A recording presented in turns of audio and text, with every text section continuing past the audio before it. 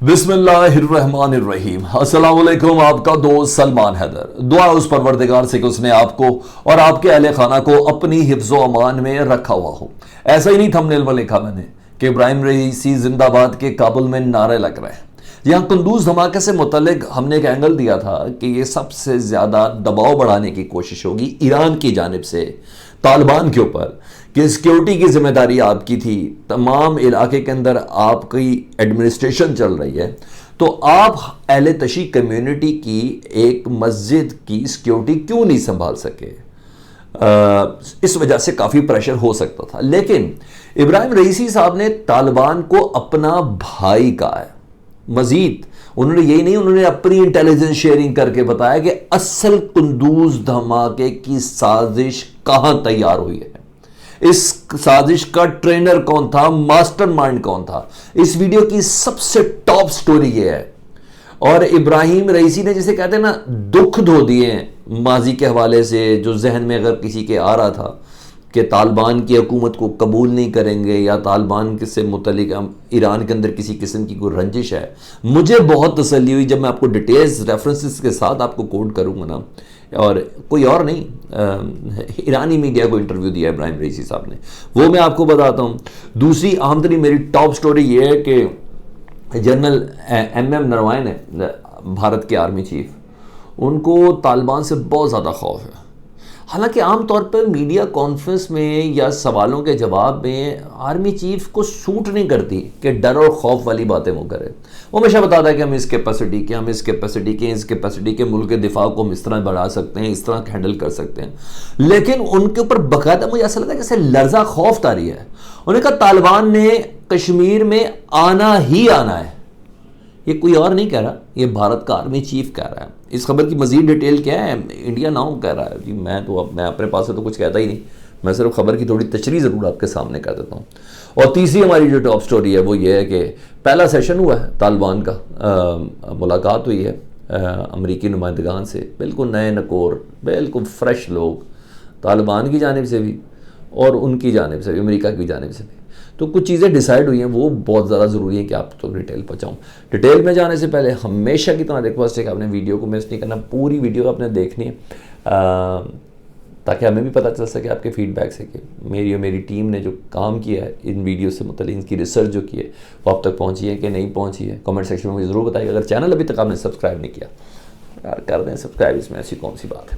اچھا جی، ڈیٹیل سب سے پہلے یہ ہے جی، افغانستان سے غیر ملکی انخلاء کے بعد طالبان اور امریکی وفد کے درمیان دوحہ میں یہ پہلی ملاقات تھی، جس سے پہلے ہم رات کو ایک ویڈیو بھی بنا چکے ہیں جس میں دو مطالبات تو یکمشت نہیں مانے نا، وہ سمپل بالکل سٹیٹ سٹانس کلیئر تھا۔ میں دوبارہ جلدی سے ریپیٹ کر دیتا ہوں کہ کل رات والی ویڈیو میری کسی نے نہیں دیکھی، لیکن وہ ضرور دیکھیں، بہت امپورٹنٹ ویڈیو۔ اس ویڈیو میں یہ تھا کہ طالبان نے امریکہ کی افغانستان میں موجودگی سے انکار کر دیا۔ انہوں نے کہا آئیسس کے وغیرہ سب سے ہم خود نبٹ لیں گے، ہمیں امریکہ کی موجودگی نہیں چاہیے۔ جو امریکہ بار بار اس چیز پہ زور دے رہا ہے نا کہ ہمیں ادھر تھوڑی سی ہماری ایگزسٹنس ادھر رکھی جائے تاکہ افغانستان میں موجود جو دہشت گرد تنظیمیں ان کے خلاف ہم کوئی کام کر سکیں۔ انہوں نے کہا یہ نہیں ہوگا، ملک ہمارا، ایڈمنسٹریشن ہماری، نبٹ بھی ہم خود ہی لیں گے۔ تو اس پہ انکار ہوا۔ پھر وہ حاجی بشر اور وہ جو کریسنجر ہے اس کے متعلق ایکسچینج سے متعلق بات ہوئی۔ یہ تو دو امپورٹنٹ چیزیں تھیں، لیکن اب جو میں آپ کو صبح یہ جو ڈیٹیل شیئر کر رہا ہوں اس میں یہ ہے کہ اتنا اتفاق ہو گیا ہے، آج دوسرا سیشن ہونا ہے، یہ ذہن میں رکھیے گا شام میں، اس میں اتنا اتفاق ہو گیا کہ کابل اور واشنگٹن نا اب تعلقات کے درمیان ایک نئے دور کا آغاز کرنے جا رہے ہیں۔ ٹھیک ہے، وزیر اعظم پاکستان عمران خان کی بات یاد رکھیے گا، طالبان کی حکومت کو تسلیم کرنے کے علاوہ کوئی چارہ نہیں ہے۔ خیر یہ ملاقات بھی پاکستان نے کروائی ہے، کسی کو کوئی شک ہے تو مجھ سے پوچھ لے، میں بتا دوں گا جی۔ لیکن طالبان نے ساتھ ساتھ امریکہ کو متنبع بھی کیا، جس کو میں اگر کہہ دوں تو وارننگ بھی دی ہے، کیونکہ میں نے آپ کو بتایا ہمیشہ سے کہ طالبان کے پاس لوز کرنے کے لیے کچھ نہیں ہے، وہ ہر لحاظ سے ون ون پوزیشن پہ۔ اگر لوز ہوگا یا تکلیف اور اذیت میں گی تو وہ افغانستان کی عوام آئے گی۔ یہ 70-80 ہزار یا 1 لاکھ طالبان یہ تو شروع سے ہی لڑنے کے عادی ہیں اور یہ اسی طرح ہی کرتے رہتے ہیں، اور یہ تو مجاہد ہیں ہر دور میں، ان کی کوئی بڑی تما نہیں ہے، وہ بڑی ضروریات نہیں ہیں جس کے لیے کچھ بھی کر جائیں گے۔ ان کا ایک ہی معاملہ ہے کہ شریعت والے معاملات جو ہیں وہ اس ملک کے اندر نافذ ہونے چاہیے، اسی لیے انہوں نے حکومت پکڑی۔ اچھا جی، امیر خان متقی نے الجزیرہ سے گفتگو کی ہے جی، اور اس نے دعویٰ کیا ہے کہ افغانستان کے منجمد اثاثے بحال کرنے کا ہم امریکہ سے مطالبہ کرتے ہیں. 9 ارب ڈالر جو منجمد کیے امریکہ نے وہ بحال کر دیں. ہم نے مختلف جگہوں پر پیمنٹس کر دی ہیں. ٹھیک ہے جی, یہ مطالبہ کیا ہے. اور ساتھ ساتھ افغان طالبان نے امریکی قیادت سے ملاقات میں انسانی امداد اور امریکہ سے طے پانے والے دوحہ معاہدے کی پاسداری پر بات چیت کی. وہی میں نے آپ کو بتایا جس میں حقانی نیٹ ورک اور جو ان کے خلاف جو سینکشنز ہیں, بلیک لسٹ میں جو امریکہ کی یونائٹڈ نیشنز کی بلیک لسٹ کے اندر نام ہے طالبان کی قیادت کے, ان تمام کے نام وہاں سے خارج کرنے, یہ ایک اہم ترین چیز تھی. دوسری, امیر خان متقی نے امریکی قیادت کو بتایا کہ افغانستان میں عدم استحکام کسی کے مفاد میں نہیں ہے. یہ تو میں آپ کو بتا رہا ہوں الجزیرہ کے حوالے سے. اور ہاں, انہیں کہا امریکہ کو چاہیے کہ افغانستان کی خود مختاری کا احترام کرے, اندرونی معاملات میں مداخلت کرنے سے باز رہے. اس چیز کی ہم اسے وارننگ دیتے ہیں. یعنی اس ٹون میں بات ہوئی ہے. جی اچھا کر کے نہیں گیا. ادھر وزیر خارجہ گیا ہے ان کا, طالبان کا, ان کا انٹیلیجنس ہیڈ گیا ہے, ان کا ڈپٹی وزیر داخلہ گیا ہے, نائب وزیر داخلہ گیا ہے, اسی طرح ادھر سے بھی انٹیلیجنس چیف وغیرہ ادھر پہنچے ہوئے ہیں جو گفتگو کر رہے ہیں. ٹھیک ہے جی, وہ بھی قطر جہاز پہ پہنچے ہیں, یہ ذہن میں رکھنا آپ نے. ٹھیک ہے, ہر طرف قطر چل رہا ہے, اس کے رزلٹ نکلیں گے جی. اچھا جی, یہ تو میں نے آپ کو بتا دی اس گفتگو کا گلوبل وقت. دوسرا, آخر میں آپ کو بتاؤں گا ابراہیم رئیسی صاحب کے کیسے نعرے لگ رہے ہیں جی, ایسے تھوڑی میں نے کہہ دیا. اور وہ یہ ہے کہ بھارت میں نا بہت زیادہ خوف ہے اس حوالے سے. بھارت کے آرمی چیف نے نا میڈیا سے گفتگو کی ہے, انڈیا ٹوڈے سے گفتگو کرتے ہوئے انہوں نے کہا ہے کہ امارات اسلامیہ یعنی افغانستان میں جو طالبان ہے نا, ان کی حکومت ہلکی سی بھی سٹیبل ہو گئی نا, یہ وہ خود کہہ رہے ہیں, سٹیبل ہو گئی نا تو مستحکم حالات کے بعد افغان نژاد یعنی طالبان جو ان کو وہ دہشت گرد کہتے ہیں, جموں کشمیر میں داخل ہونے کی کوشش کریں گے. انہوں نے کہا مجھے اس سلسلے میں کوئی کنفیوژن نہیں ہے, وہ کوشش ضرور کریں گے داخل ہونے کی. اور اس کے ساتھ انہوں نے کہا ہے کہ افغان طالبان کی حکومت کے قیام کے فوری بعد ہنگامی بنیادوں پر حملے کی صورت میں کارروائی اور اسلحے کا سر نو جائزہ لینے کی ہم نے ہدایت کی ہے. نئے ٹریننگ سیشنز بنا دیے ہیں ہم نے, پوری کی پوری آرمی کا جو اسکیچ ہے نا اس کو ہی چینج کرنے جا رہے ہیں.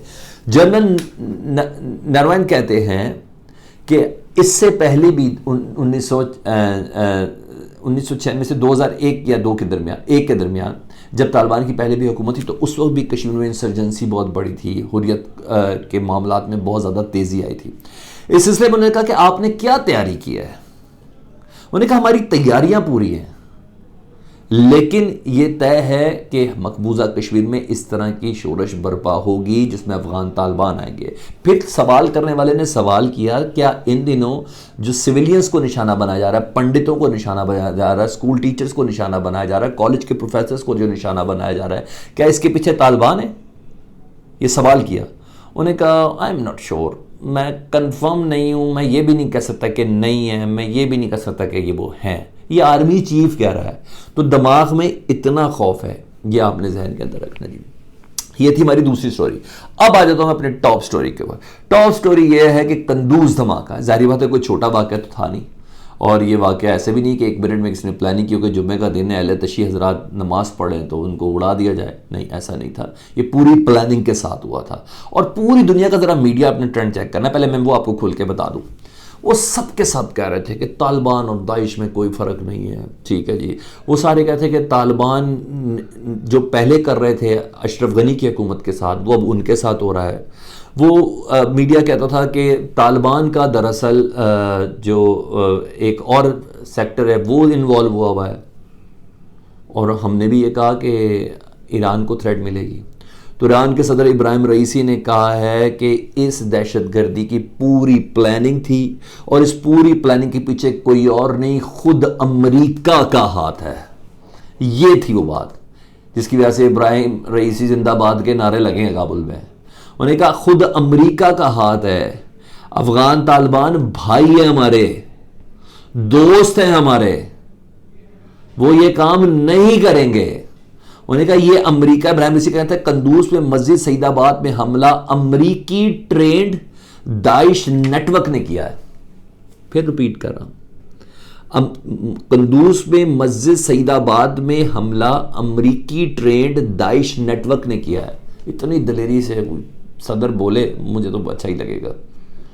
میں کیونکہ میرا تو ہمیشہ سے سٹانس یہی ہے کہ میں نہیں مانتا مسجدوں پہ حملہ کرنے والے کلمہ گو بھی ہو سکتے، میں یہ نہیں مانتا، میرا ماننا ہی نہیں ہے. مسلمان تو خیر بہت بڑے درجے کی بات ہے، ٹھیک ہے. تو یہ چیز تھی. انہوں نے کہا اس حملے کا ٹارگٹ افغانستان میں مسلمانوں کو تقسیم پیدا کرنے کی کوشش ہے. ابراہیم رئیسی کہہ رہے ہیں. انہوں نے کہا اہل تشیع کمیونٹی کو نشانہ بنانے کی سازش سے میں پردہ اٹھاتا ہوں، اس کے پیچھے کوئی اور نہیں، امریکہ کا وہ تکفیری نیٹ ورک ہے جس کو وہ ہمیشہ یوز کرتا ہے داعش کی شکل میں، جو مسلمانوں کو نشانہ بنانا چاہتا ہے. اور اس سلسلے میں انہوں نے آخر کی جو بات کی نا جس پہ واقعی نعرہ بنتا تھا، میں کہتا ہوں زندہ باد جی، ایسی ہونی چاہیے کہ کسی غلط فہمی میں رہے نہ اور سٹانس کلیئر رکھیں. انہوں نے کہا عوام کے لیے ایران اپنی بھرپور تعاون کی یقین دہانی کراتا ہے. تو میں نے کہا یہ اچھی خبر تھی جو میں آپ کے ساتھ شیئر کر لوں. بہرحال کوئی غلط فہمی کنفیوژن ہم ہی غلط ہو گئے نا. میں نے ہی کل کہا تھا کہ ایران پریشر ڈال سکتا ہے، تو انہوں نے کہا کوئی پریشر نہیں ہے، طالبان ہمارے بھائی ہیں، یہ داعش امریکہ ہے، امریکہ نے کہا ہے. اب سمجھ آئی امریکہ کیوں کہہ رہا ہے کہ افغانستان میں ہمیں جگہ دیں، ہم داعش کے خلاف کارروائی کرنا چاہیں. اپنے ہی خلاف کارروائی کون کر سکتا ہے؟ اگر نہیں ایسا تو پلیز کامنٹ سیکشن میں آپ نے مجھے ضرور بتانا. ویڈیو اچھی لگی ہو، کراس چیک لگی ہو تو پلیز اس کو شیئر ضرور کریں، چینل سبسکرائب کر دیں. اپنا بہت خیال رکھیں. اللہم صلی علی محمد و آل محمد.